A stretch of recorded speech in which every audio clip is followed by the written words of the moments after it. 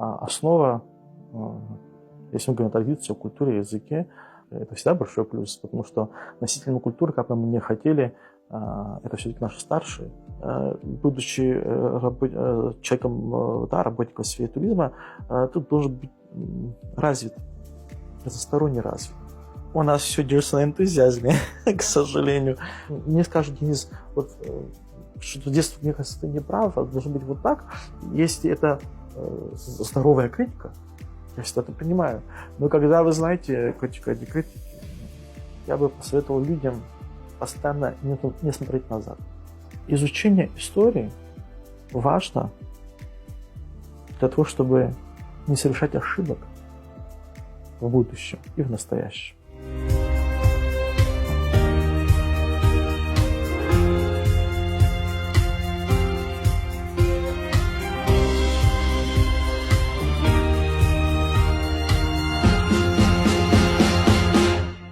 Денис, я благодарю тебя за то, что ты нашел время и уделяешь сегодня его нам. Спасибо большое, Эсма, за приглашение. Рад сегодня здесь быть вместе со всеми вами. Расскажи, пожалуйста, о своей семье. Какая она, где ты рос, какие-то детские воспоминания, возможно, запечатлелись у тебя в памяти? Я сам из села Губ. Мой род идет именно оттуда. Семья у меня традиционная, абхазская. Будучи человек, который вырос в абхазской деревне, в традиционной абхазской деревне, бабушка, дедушка, мать, мои дяди всегда мне давали традиционную, будем так, воспитание абхазскую, о нашей культуре, нашей традиции. Много чего мне всегда рассказывали. Вот. И поэтому я считаю, что все-таки, знаете, сегодня все-таки даже в наше современное время детям обязательно нужно давать традиционное абхазское воспитание, отправлять их в деревни к дедушкам, к бабушкам, потому что, как мы все знаем, всегда наши традиции, наша культура, наш язык, он сохраняется именно в деревнях. Это на самом деле очень-очень важно. Основа, если мы говорим о традиции, о культуре, языке, основа дается жить в себе. Это очень важно на самом деле. Если в семье есть люди, кто соблюдают традиции абхазские, кто мог тебе передать эту традицию, вырасти у дедушки, у бабушек, это всегда большой плюс, потому что носителями культуры, как бы мы не хотели, это все-таки наши старшие, и это на самом деле очень важно.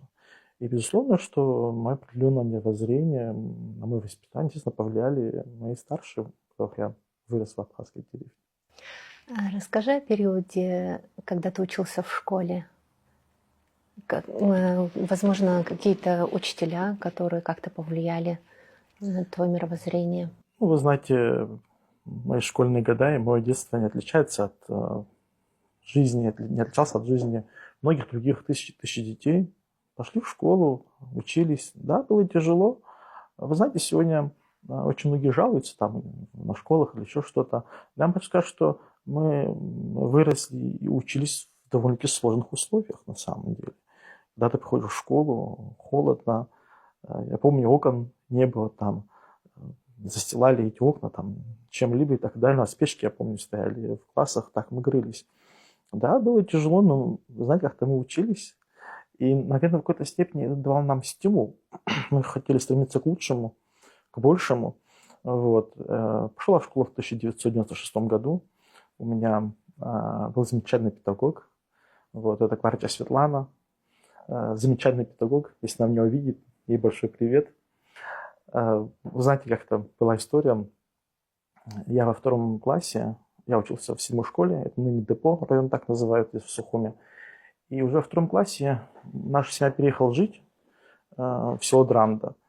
И естественно, что с тех пор я своего первого педагога никогда не видел. Ну, я уже закончил школу, пошел в армию, поступил в университет. И как-то так сложилось, что мне захотелось увидеть своего первого педагога. Я ее нашел, вот, взял подарки, цветы, пошел к ней. Вы знаете, это была такая радость на самом деле. И вообще, знаете, своих педагогов никогда нельзя забывать. Кварча Светлана замечательный человек, замечательный педагог. И, вы знаете, вот это вот все-таки, она настолько теплый человек, и я всегда не вспоминаю с теплотой на самом деле. Это очень важно, когда ты идешь в школу, какие у тебя первые педагоги, Вот в Дранде, когда я учился в Дранской школе, там мне попалась Адлиба Ирина Мироновна, замечательный педагог. Она сейчас живет в районе Бабушера, около аэропорта. Вот. Мне вообще как-то, знаете, по жизни, мне кажется, я считаю, что мне повезло с педагогами, что в школе, что в университете. Они очень сильно повлияли на мое мировоззрение, наверное, так говорить. Да, я слышала, когда достаточно знаменитые люди, состоявшиеся личности, говорили такие фразы: «Мне повезло, рядом со мной были прекрасные учителя». Это, конечно, играет большую роль в формировании личности человека. Да, конечно, потому что мы все же понимаем, какая была ситуация после войны. Вот. И это очень важно, на самом деле. Я тоже помню, когда я была студенткой, я навестила свою учительницу начальных классов, и она так была рада, так была счастлива. Не стоит забывать хороших педагогов. Конечно, однозначно. А вот в университете как ты выбрал факультет? Как там складывалась твоя жизнь? Если честно, я вообще не собирался учиться на историка. Изначально я поступал на географический факультет. Я там отучился 1 год, и я потом был вынужден уйти с университета, потому что у нас в семье были определенные сложности и трудности на самом деле. Сейчас я не буду об этом здесь говорить, но действительно было очень сложно. И, вы знаете, уходя с университета, я сказал, что я сюда обязательно вернусь. Я вообще с детства очень любил географию, я очень любил ботанику, вот такие предметы. Вот, историю очень любил, но больше всего я обожал именно географию. И у меня такая была мечта, что я вот вырасту, я стану географом. Вот. И я действительно поступил на географический факультет Абхазского государственного университета. Из определенных сложностей в жизни я был вынужден уйти, потому что были очень серьезные проблемы у нас в семье. Но, вы знаете, вернувшись в университет, я вот все-таки поступил уже на исторический факультет, но так в моей жизни сложилось, что моя любовь к географии, будем так говорить, меня сопровождает всю мою жизнь, потому что, будучи студентом уже Абхазского государственного университета на факультете истории, моя научная работа, значит, сперва бакалаврская работа, потом магистерская работа, была связана с географией. Вот.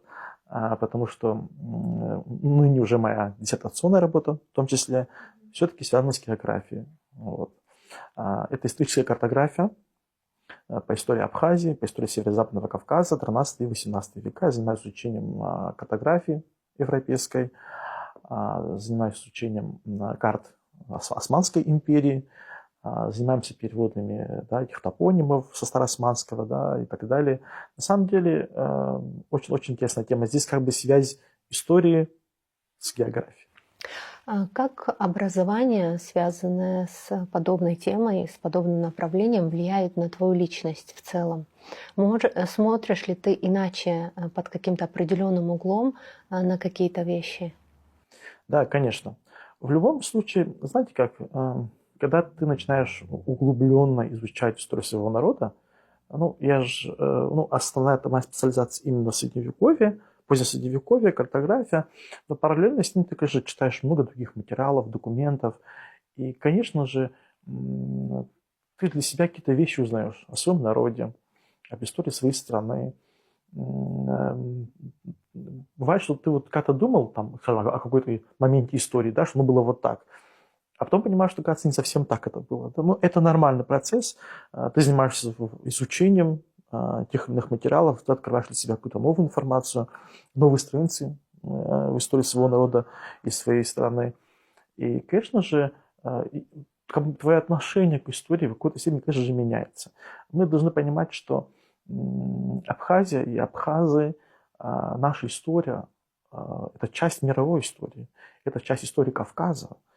И надо понимать, что Абхазия, абхазы, их история не развивалась изолированно от всех. Да, мы контактировали с разными народами, что на севере, что на западе, что на востоке. Это нормально. И, конечно же, кроме того, что вот ты изучаешь историю своего народа, параллельно мне удается читать и изучать, там, скажем, историю других соседних народов. И ты находишь взаимосвязь с теми народами, с этими народами. И это очень на самом деле ценно. Это учит какой-то терпимости? Да. К тем или иным событиям, да? Конечно. Знаете как, я понимаю, что всякое бывает, да, вот в нашем современном мире, скажем, да, вот бывают конфликты между народами, да, но как бы мы какие-то вещи не отрицали бы, безусловно, мы, абхазы, имеем связь со всеми нашими соседними народами. Мы чем-то на них влияли, они на нас чем-то влияли. К этому не нужно относиться отрицательно. Это на самом деле большой опыт Да, для нашего естественный народа. процесс. Конечно, это естественный процесс. Вы знаете, я всегда говорю, а скажите, а где такого нет? Вы возьмите историю любого народа.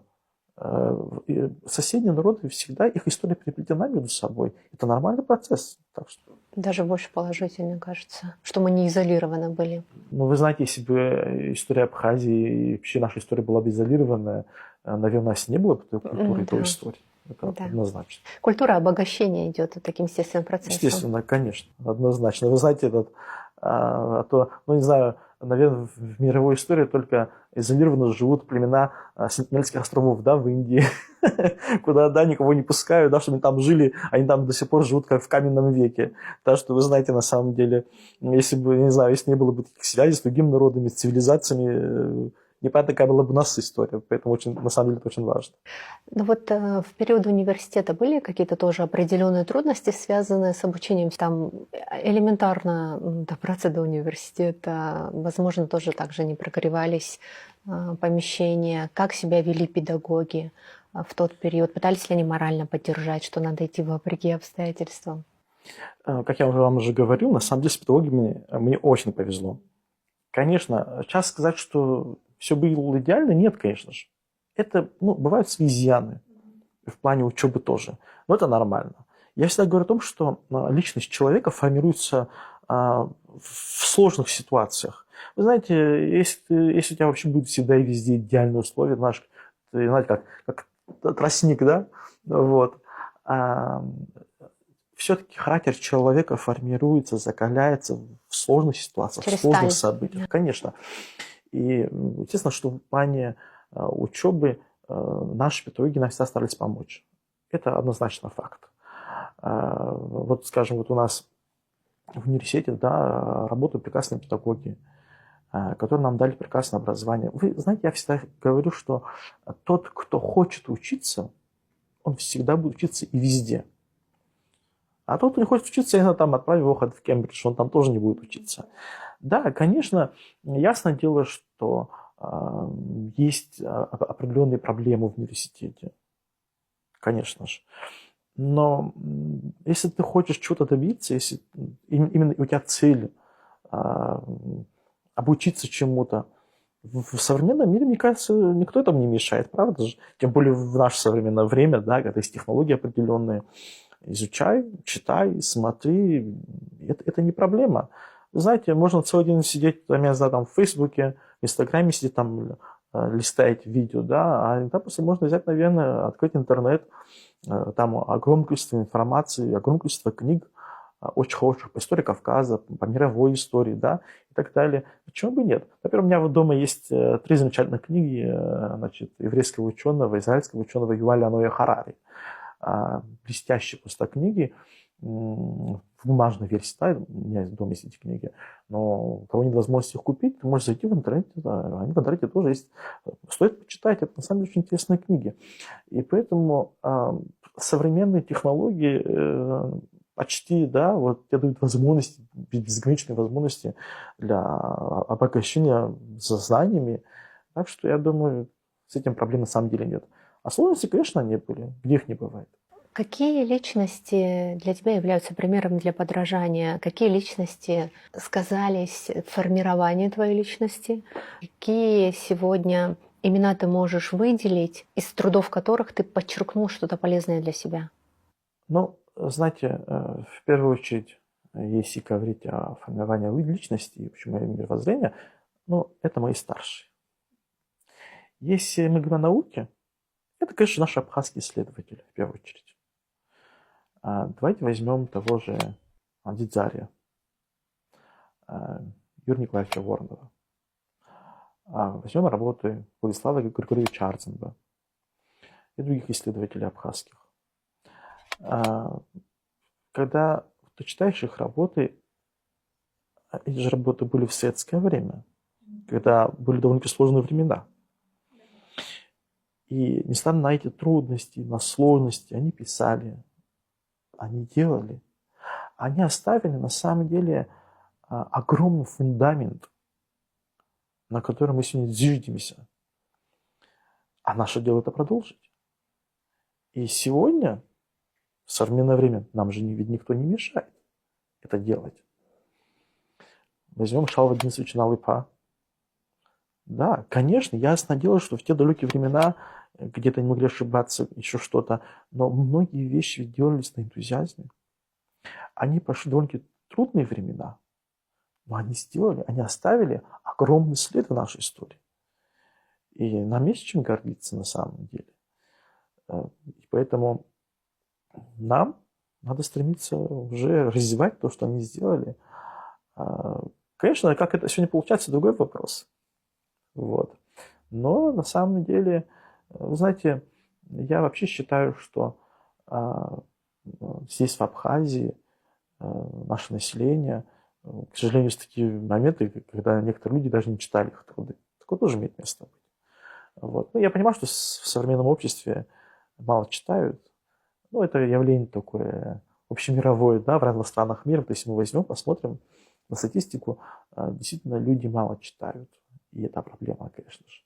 Вот. Но над этим тоже, наверное, надо как-то в современное время доносить до людей информацию. Это важно. Я с тобой полностью согласна. У меня такой еще вопрос дополнительный, никак не умаляя достоинства многих заслуженных деятелей, но не кажется ли тебе, что сложные времена рождают сильных людей, а вот более такие комфортные времена, они рождают людей, которые не плывут против течения, не вопреки, а по? Да, это всегда имело место быть. И вообще, если мы откроем мировую историю, мы увидим, что это везде так. И в нашем обществе это тоже не исключено. Это всегда имеет место быть. Вот, вы знаете, вот мы же, скажем, вот мое поколение людей, да, это люди, которые вот выросли, да, в очень тяжелых условиях. И это борьба. Вообще жизнь ведь это борьба на самом деле, да, это простая истина, которую мы знаем мы все. И вот мой опыт, да, будь это в школе, будь это в университете, я понимал, что мне нужно учиться. Мне нужно двигаться вперед, если я хочу чего-то добиться. Потому что поддержки нет. Семья, вы знаете, мы многие из простых абхазских крестьянских семей, да, у нас нет миллионов. Вот, и надо понимать. И ты это осознаешь, и ты пытаешься двигаться вперед. Поэтому, конечно же, когда ты живешь в очень сложные времена, это всегда тебя закаляет. Однозначно. Поэтому, вы знаете, как сказать, тяжелые времена все-таки иногда нужны, чтобы рождались сильные личности, сильные люди на самом деле. Да, это выбор все-таки каждого человека. Я буду идти дальше, вопреки обстоятельствам, или все-таки внутри это даже сдамся, что ли, так? Слушайте, иногда нужно идти и против системы, если это надо. А что, разве наши ученые в советское время зачастую не шли против системы? Если бы они бы зачастую не шли против системы, наверное, у нас не было бы сегодня то, что у нас есть. Да? Труды многих наших исследователей. Их просто бы не было бы. Если бы, вы знаете, каждый из них сказал бы, как бы, я вот не буду этого делать, потому что вот как бы система от меня требует, да, этого не делать. Не появились бы эти труды. Поэтому надо иногда, да, плыть против течения, не сдаваться. Это очень важно. И это всегда создаст иногда очень хороший фундамент. Вы знаете, я всегда говорю, я за справедливость. Всегда нужно относиться справедливо к народу и к своей стране. Ну и быть честным, в первую очередь. Мы вообще всегда говорим об истории. Знаете, как история тоже. Я всегда говорю, нужно говорить об истории справедливо и честно. Какая она была. Как у любого народа, у нас тоже есть какие-то свои плюсы, свои минусы. Это нормально. Не бывает идеальной истории. Не бывает ни у одного народа идеальной истории. что... Вообще, на мой взгляд, история Кавказа — это как разбившаяся мозаика. И самое интересное — это ее собирать. А люди почему-то, наоборот, отрицательно, негативно, стрессово, неустойчиво относятся к этим моментам. Я как-то ездил в Кабардинку, и там есть старый парк, называется. И там вот в этом парке, там как бы культура Индии, там культура Кавказа, и там есть Дом Кавказа. Я зашел туда, и там все об истории Кавказа. Там, на самом деле, очень интересное такое вот строение, здание. И я вот хожу по этому музею, как по этому музею, Дому Кавказа. И я там, вы знаете, увидел разбитый кувшин. Этот кувшин как бы собрали, ну, те частички, которые, да, вот сохранились. Где-то часть кувшина нет, да, где-то оно там есть. А внизу написано «Хрупкий мир Кавказа». Знаете, есть над чем на самом деле задуматься. В этом глубокая философия. Хорошо, тогда перейдем к периоду, когда ты закончил университет, ты продолжил заниматься научной деятельностью. Мог бы ты об этом периоде немного рассказать нам? Честно, я тут учился 5 лет в бакалавриате, потом 2 года еще в магистратуре, это 7 лет. Потом я год сделал перерыв. У меня возникли проблемы со здоровьем на фоне учебы, работы, потому что я параллельно еще и работал. Потому что учебу я сам себе оплачивал, работая. И через год я вообще думал, продолжу ли вообще заниматься наукой и историей. У меня такой вопрос стоял.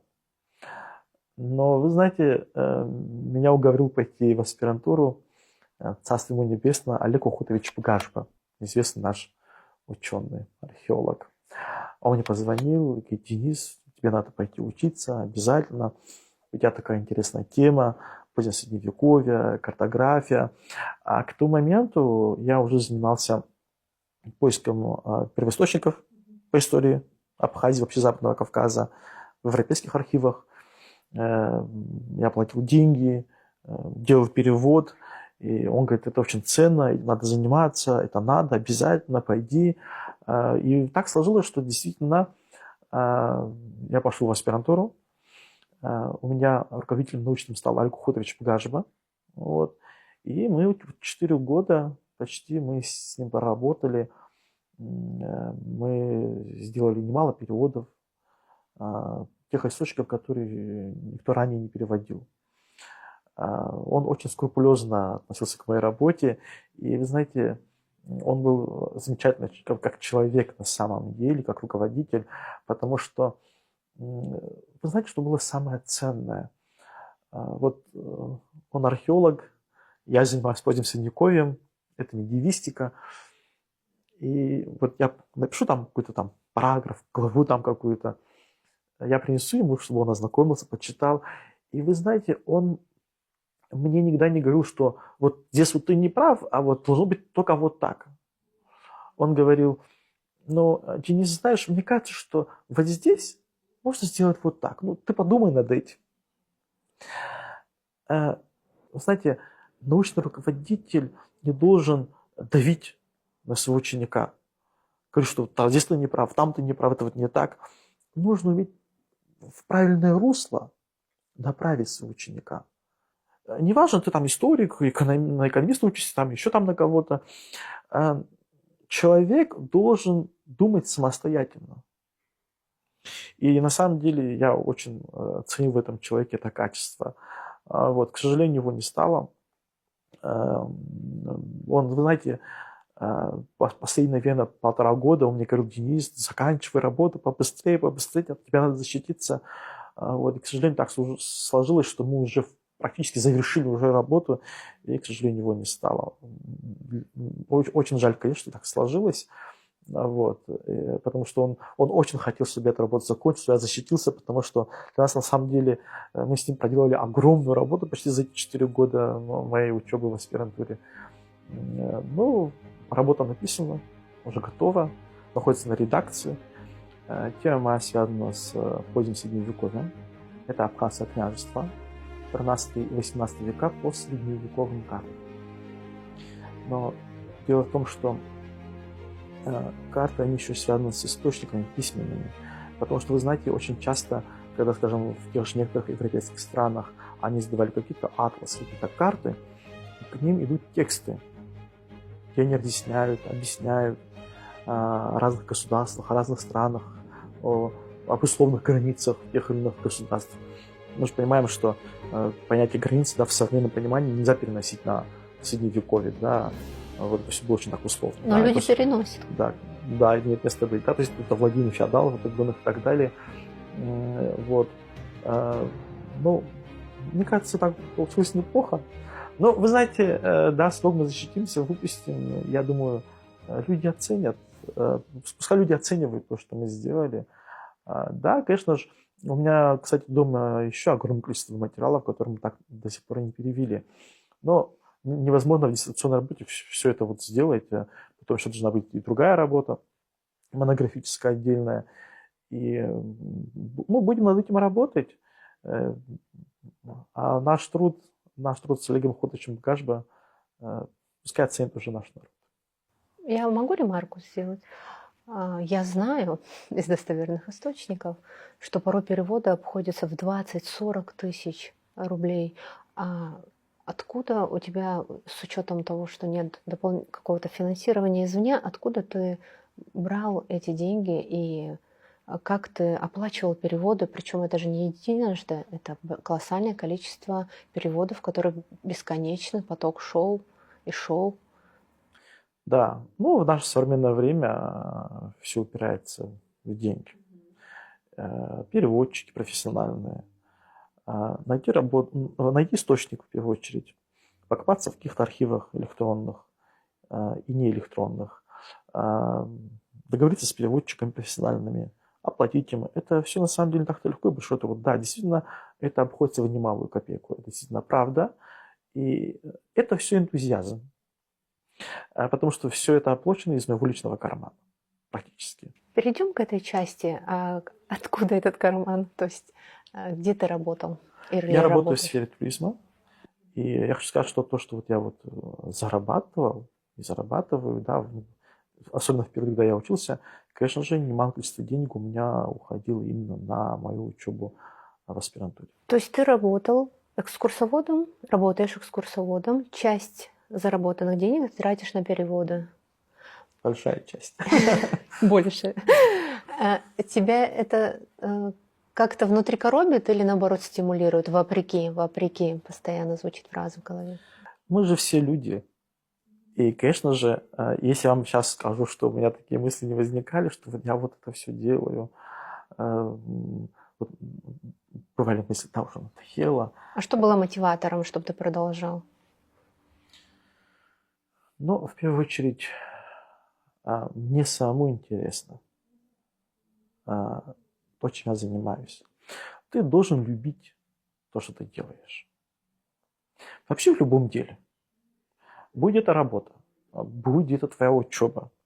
Если ты не любишь то, чем ты занимаешься, ты после себе испортишь нервы и здоровье. Конечно, там могут возникать мысли, да, там вот потрачено немало количество денег и так далее.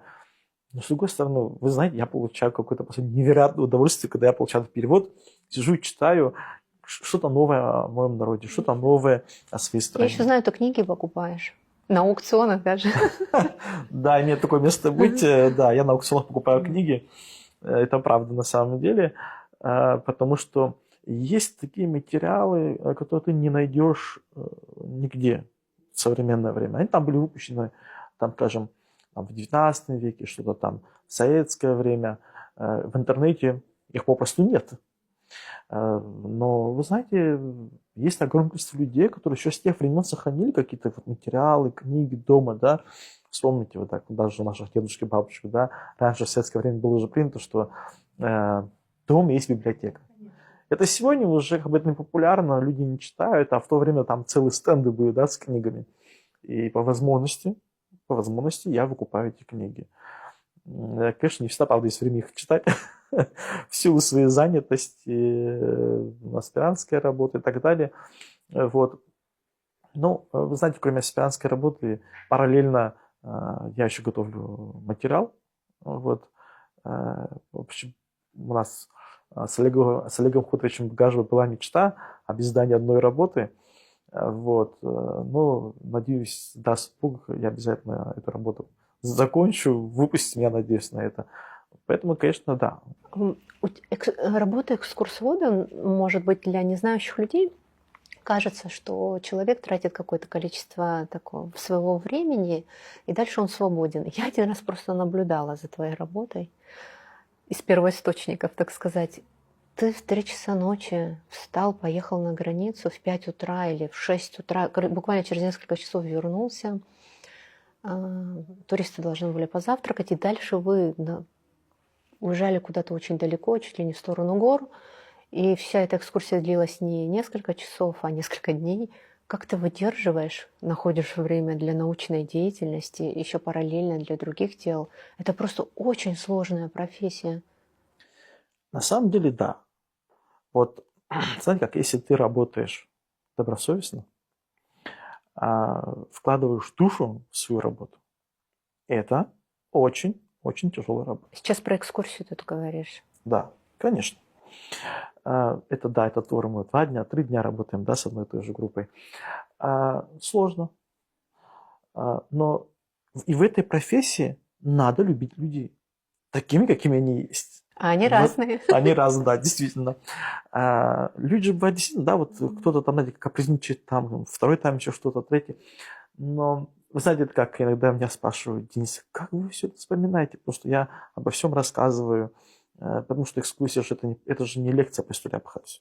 Это показ объектов, где ты должен знать и топонимику, и историю, и архитектуру. Все-таки, будучи человеком, да, работником в сфере туризма, ты должен быть развит, разносторонне развит.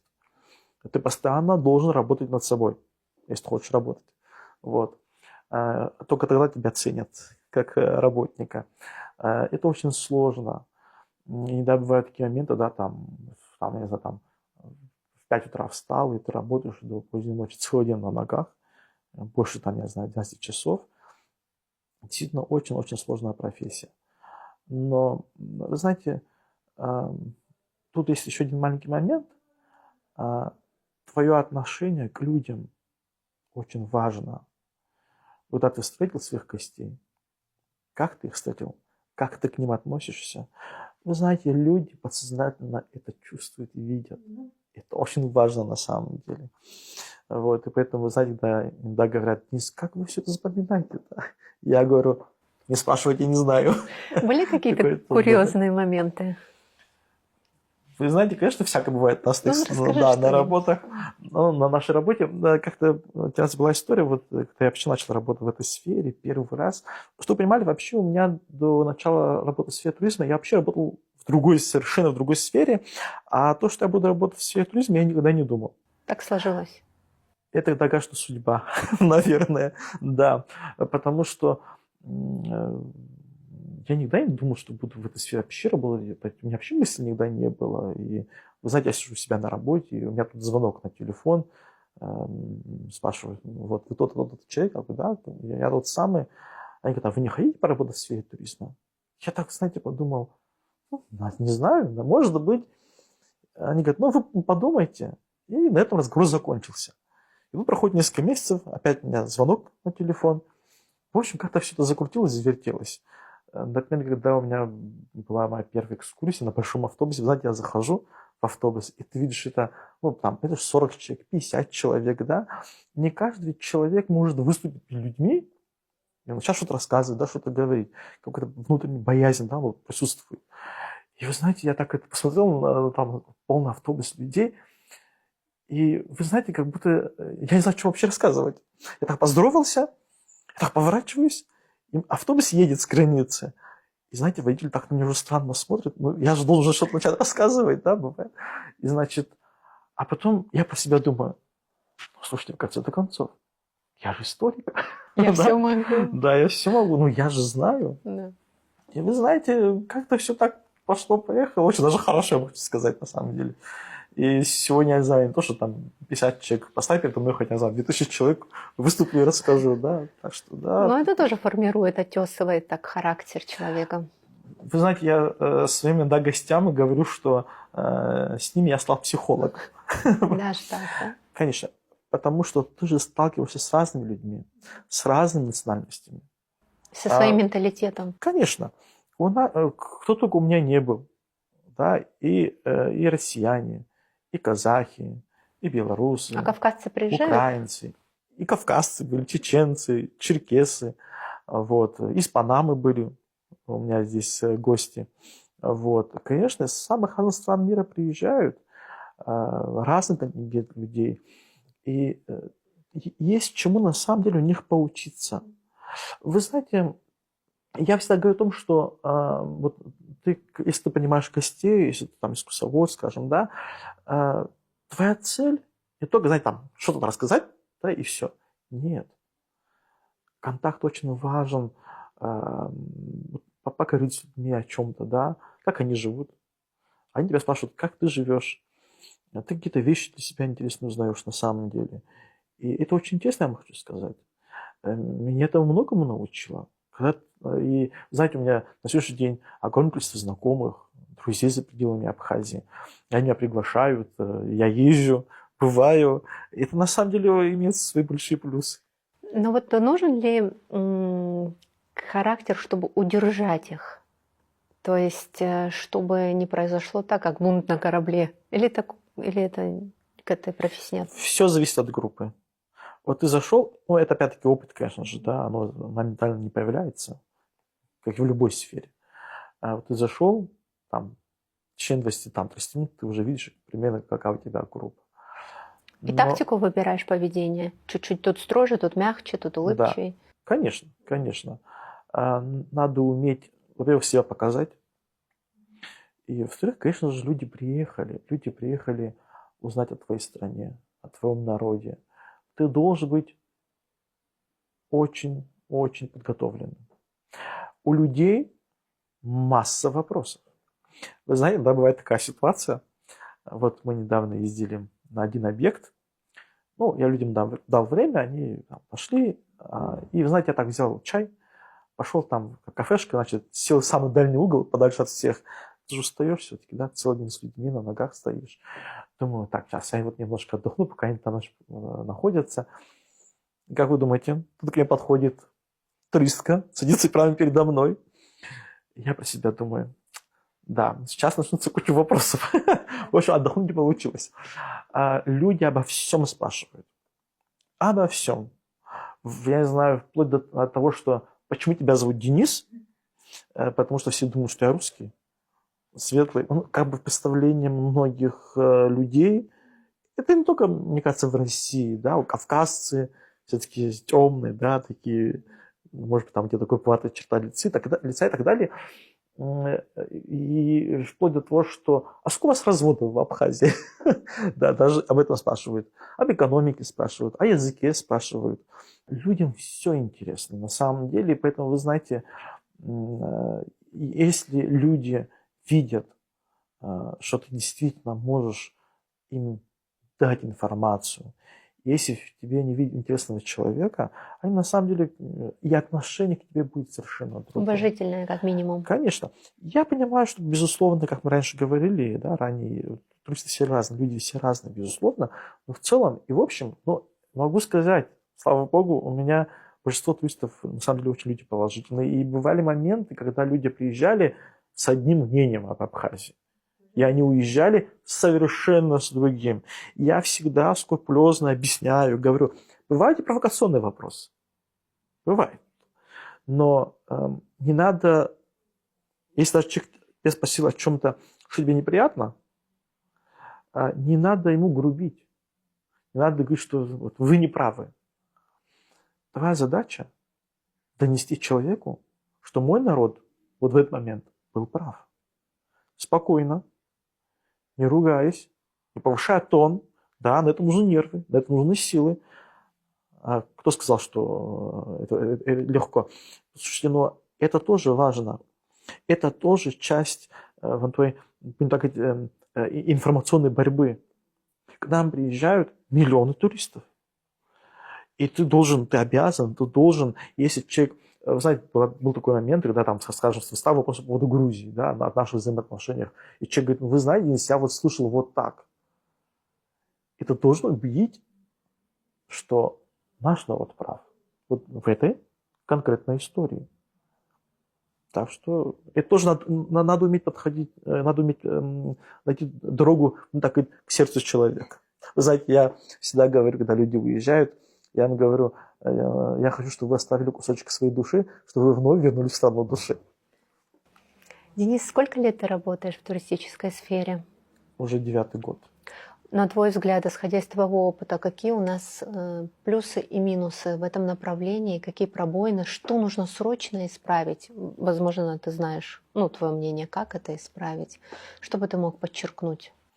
Знаете, я вообще считаю, что часто надо собирать экскурсоводов в Абхазии. Они вам обо всем расскажут. И о плюсах, и о минусах. Вот. Но из минусов в стране не хватает чистоты. Давайте абстрагируемся от того, что я абхаз, это моя родина. Вот мы перешли границу с Россией, попали в Абхазию.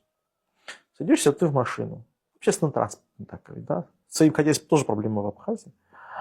И вот ты выехал в сторону там, Гагры, Сухума. Что ты видишь по сторонам? Ужас. Да. Ты знаешь, да, о чем я говорю? Я знаю. Вместе с тем, говоришь, что вот вы знаете, все плохо. Я не люблю такие вещи. Знаете, это из крайности в крайность получается. Есть минусы, есть и плюсы, безусловно. Послушайте, действительно, в сфере туризма тоже же многое делается. Многие объекты восстановлены. Какие-то объекты сейчас реставрируются. Сейчас в Гагре идет реставрация очень красивого здания между колоннадой и рестораном Гагребш. Там можно сделать пешую прогулку с людьми, чтобы не увидели, да. Или, скажем, та же колоннада, тот же парк. Там, правда, в парке еще есть здание, которое надо восстановить, но это же сделали. Посмотрите в Гагре.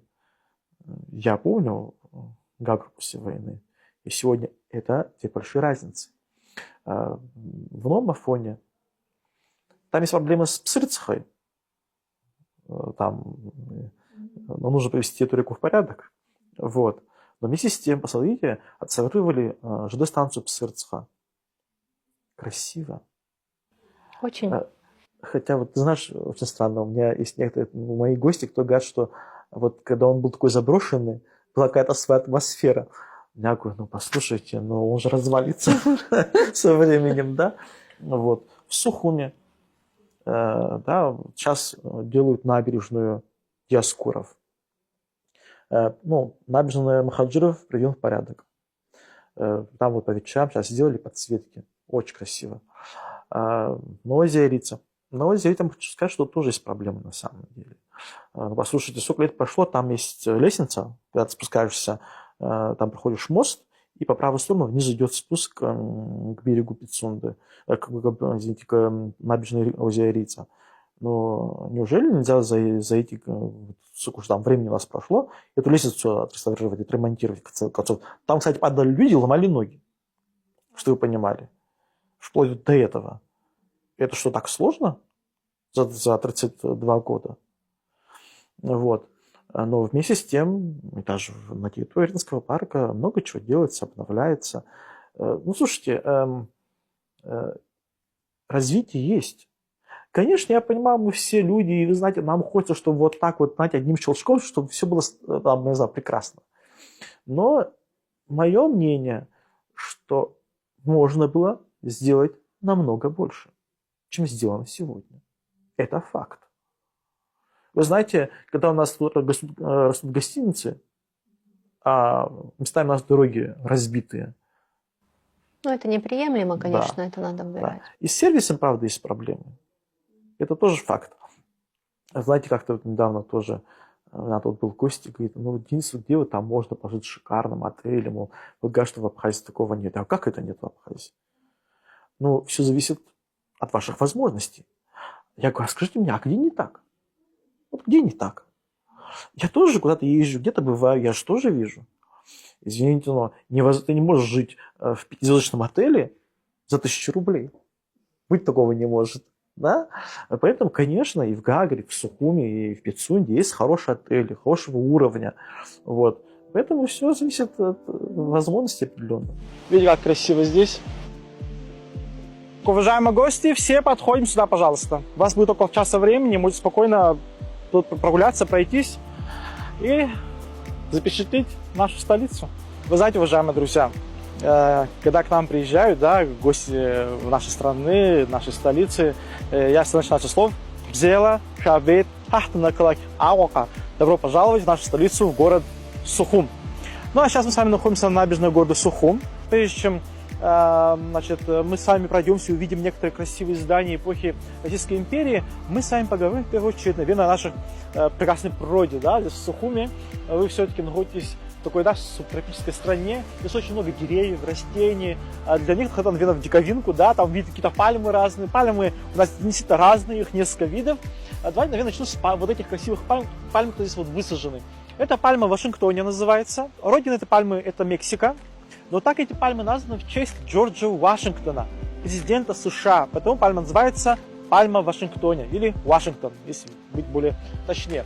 Здесь находится парк имени Баграта Шункуба. Он написал книгу на абхазском языке, которая называется «Ацинчарах».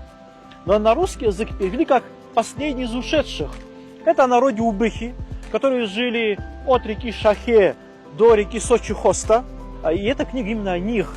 Кстати, книга основана на реальных событиях, очень интересная книга. Эту книгу перевели на разные языки мира.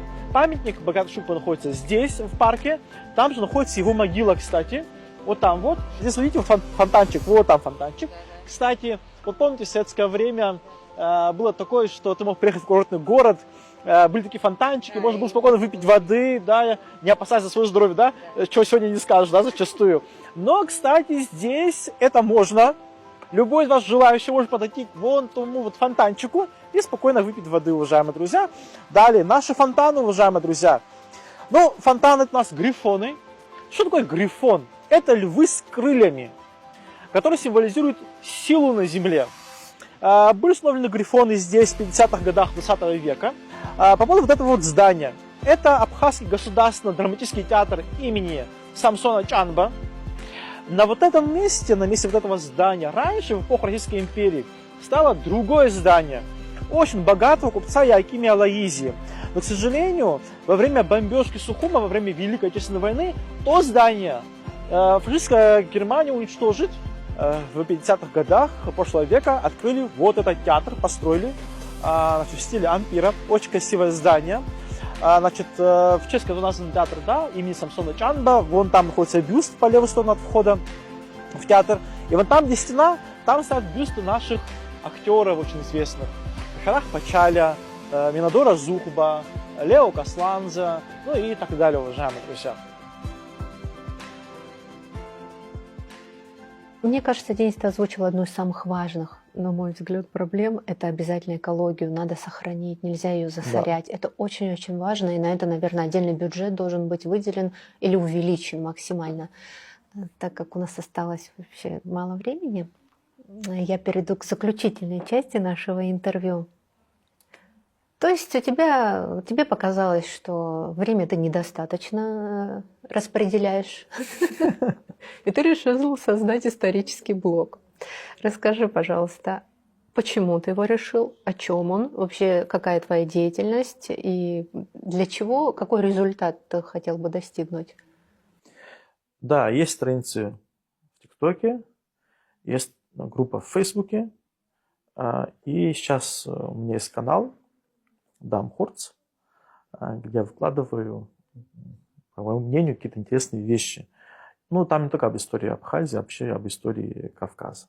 Там и этнография, история, и топонимика, ну и так далее. Но в Телеграме я этим начал заниматься только не так уж и давно, буквально где-то в ноябре месяце. Вот. Я хотел бы все-таки донести, в первую очередь для наших, кстати, нашу историю. Это очень важно. В информационном пространстве должны быть каналы. Над этим надо обязательно работать. В современное время информационные технологии нам дают такие возможности. Но мне кажется, что иногда мы тратим время не на то, если честно. Вы знаете, здесь вот сзади нас вот лежат книги. У нас много людей читают книги. Это же такая вообще общемировая тенденция. Да? Люди в современном мире мало читают. Да? Они хотят видеть красивые ролики в ТикТоке, в Ютубе, там, в Инстаграме, ну и так далее. Люди сегодня вот смотрят глазами, да? Они хотят это видеть. Это, опять-таки, надо не просто ролик, он должен быть красиво сделан, с красивой графикой. Да, конечно, на все это нужно время, деньги. И я считаю, что нашему государству вообще есть над чем задуматься. Конечно, лично я хотел бы большего сделать, но на все нужно время, силы, средства, а это все не так-то легко на самом деле. Но будем продолжать в любом случае. Вы знаете, да, бывает, что я иногда пропадаю из информационного пространства, там бывает, встречаю людей, меня спрашивают, Денис, а вот вас не видно, не слышно. Такой, ну... Денис один, их не трое. Да, иногда хочется клонироваться, да. Ну, на самом деле это вызывает восхищение твоей деятельности, сила характера. Я знаю, каково это быть вопреки. У нас все держится на энтузиазме, к сожалению.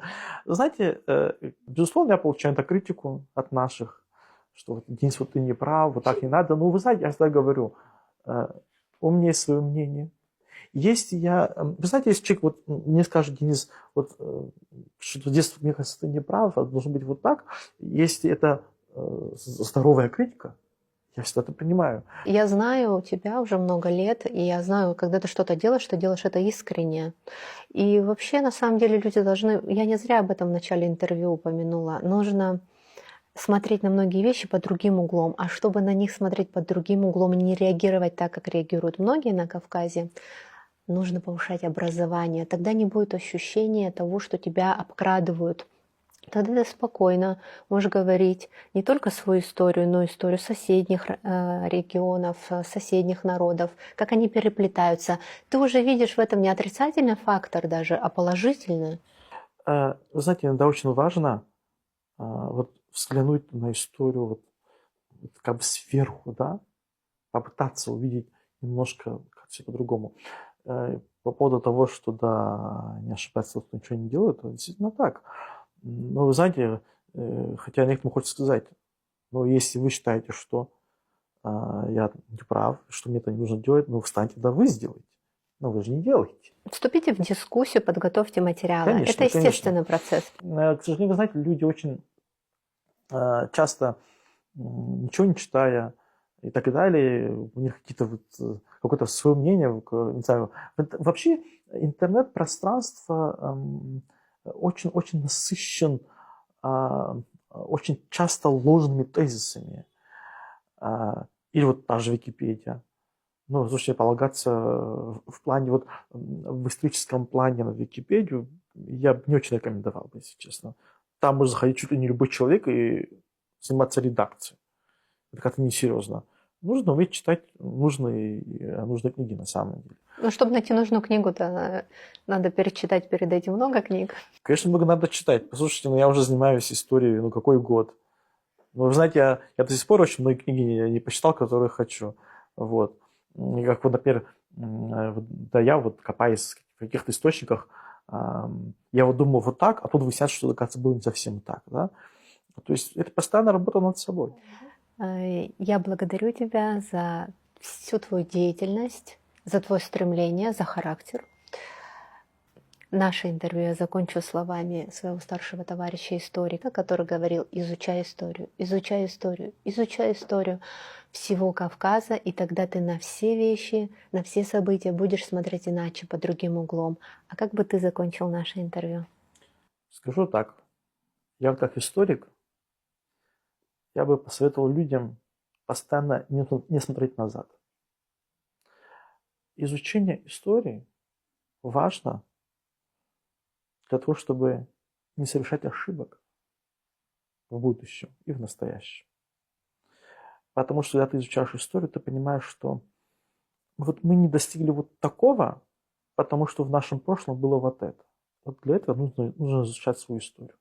Особенно нужно людям объяснять культуру, традиции. Вы знаете, культура народа – это не что-то такое, знаете, статичное. Да? То есть оно всегда меняется. Вы знаете, если вы откроете, почитаете о культуре кавказских народов там, 19 века, да, вы удивитесь, таких вещей сегодня уже нет. Да? Поэтому надо развиваться. Какие-то вещи из прошлого, изучив их, какие-то вещи, наверное, действительно нужно вернуть, а какие-то вещи оставить в прошлом. Мы всегда должны идти вперед. Будущее надо делать сегодня. Не завтра, послезавтра. Сегодня.